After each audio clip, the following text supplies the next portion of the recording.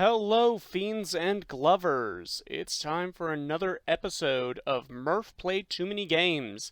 I was away on a train trip for 10 days, and I brought my Steam Deck, and I had a cavalcade of random indie games that I played to keep me occupied there.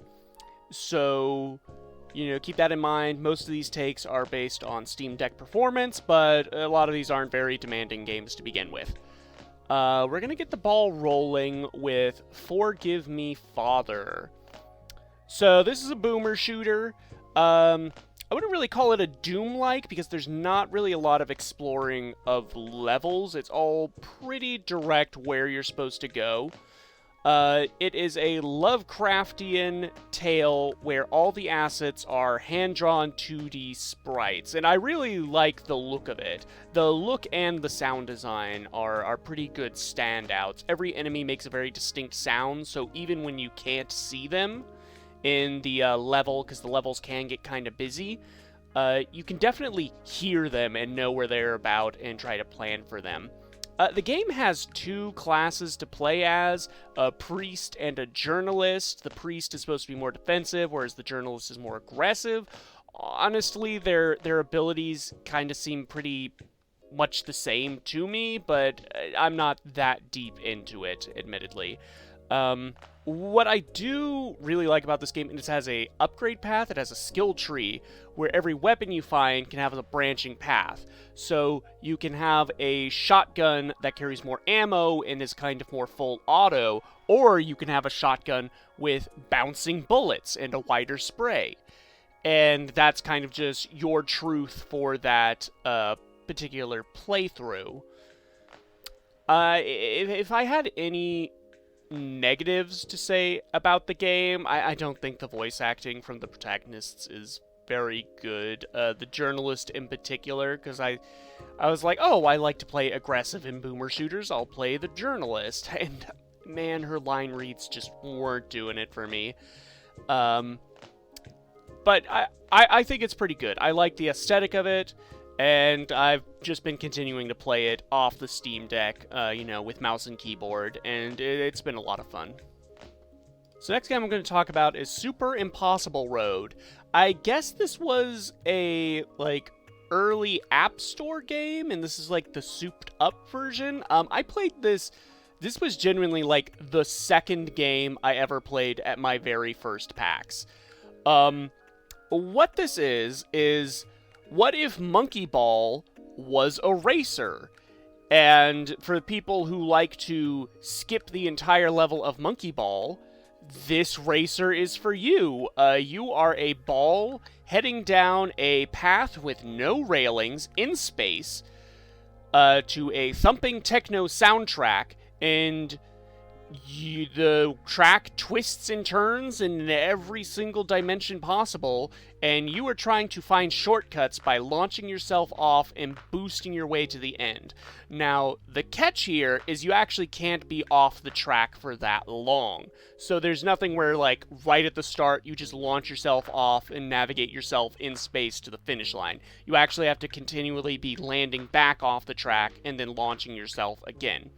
And hitting these gates, these blue gates that you're seeing in the gameplay here, those fuel your boost and make it so that you can land back on the track. It's actually pretty fun and addictive for the time I played it. This is a great pickup for Steam Deck, because it's very, very pick up and play. And all the tracks are randomly generated. You just kind of choose the level of complexity and, I guess, general aesthetic. Do you want to be racing in Le Void?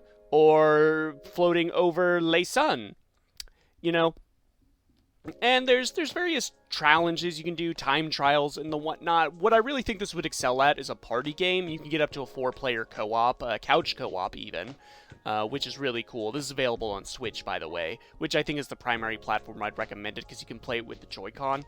And I think that would just be really good, fun chaos, because, you have, the one person who thinks they figured it out, they think they have the shortcut, and they just eat shit and fall back to 8th place. I think that would be a lot of fun. I'm going to keep this downloaded. Speaking of little balls, next game up, we're going to talk about Wonderputt Forever. I don't know what it is, the trend with these videos always including some sort of follow-up to a beloved Flash game. But yes, this is based off Wonderputt, which you may have played back in the day on Cool Math Games. So this is a souped-up version. I don't recognize many of the tracks here, though I think in some of the geometry challenges, or what they called, redo some of the tracks from the browser game. Wonderputt Forever, it's not an in-depth mini golf game. I'm always on the lookout for good mini golf games. That's one of my core personality features. It's sort of more like a Katamari Gitaru Man type thing, where you're being shown just kind of like a goofy narrative throughout the course, and your objectives are constantly changing for what constitutes shooting the ball in the hole. The first course you have tells the story of an explorer seeing an exotic bird, setting up these viewing platforms to see the bird. The viewing platforms are turned into a safari, then into a zoo, then the zoo floods, now it's an underwater zoo. And then the animals are rescued and put into a circus. The information from the circus is turned into pure data. It's unclear what's happening here. And then you go through the gift shop and you are taxed. Das Kapital. Marks and angles. It's fun, it's goofy. I picked this up on sale for like $1.50, and I think it's well beyond that in terms of worth. You definitely get a lot of courses, though only the first 3 have this kind of narrative to them. The others are just kind of like goofy physics-based challenges, and that those make up the bulk. Those are hid under those geometry challenges I mentioned earlier. I think the presentation on this, the music is very chill.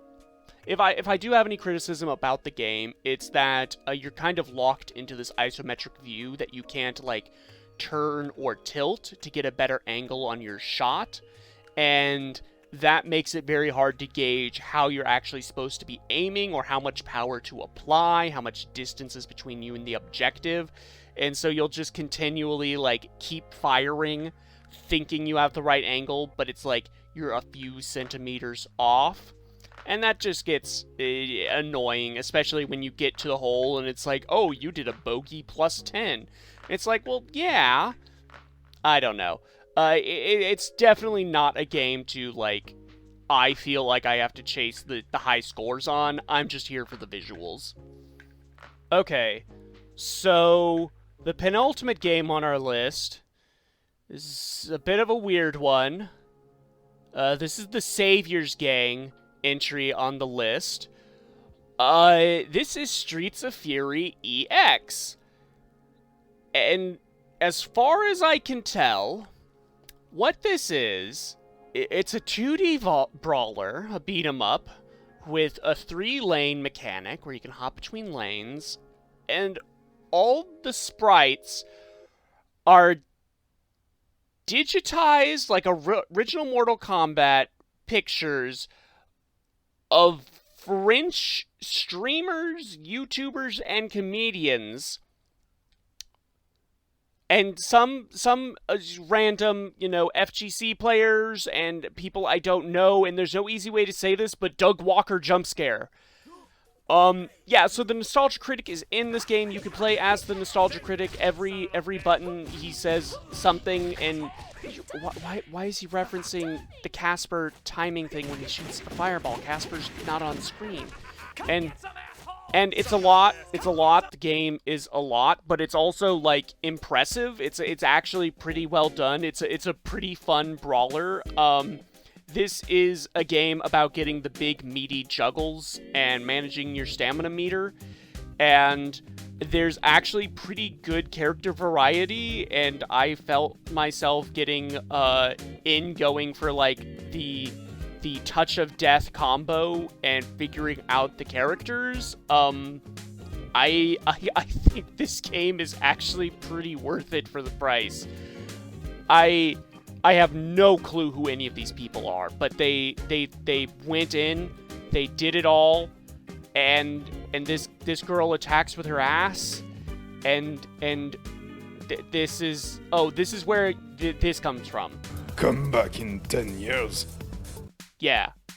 So, anyway, if you're looking for a brawler that's just like a weird shitpost, I think I can't even say you could do worse, because I don't know what else there is that fits this category.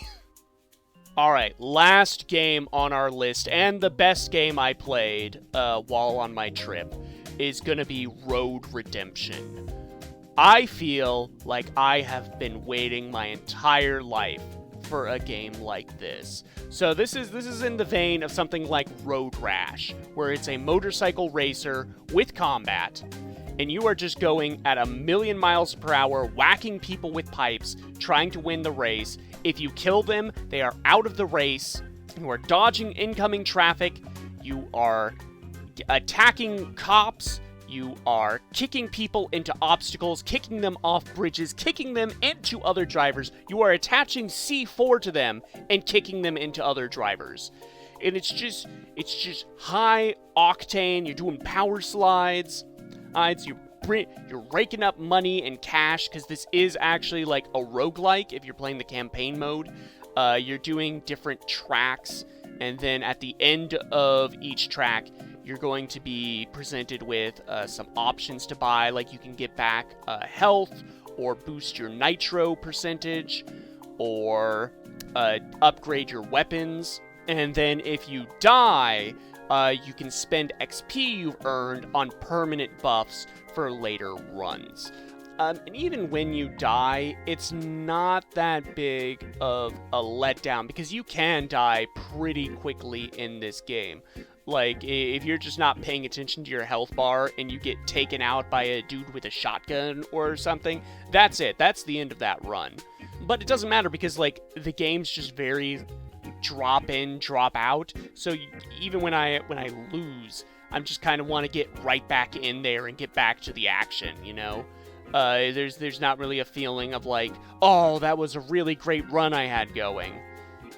It's just fucking fun, man. Like, this is the most, like, fuck you game I've ever played.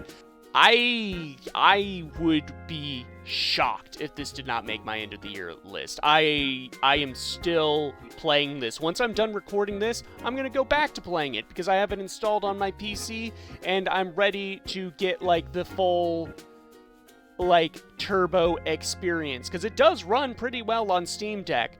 But also, I just continually am shaking the Steam Deck, thinking it will make my character go faster and make my hits harder. You can play as Shovel Knight. I think that Shovel Knight's probably a better get than Doug Walker, the Nostalgia Critic. And I think that's the take I want to end this video on.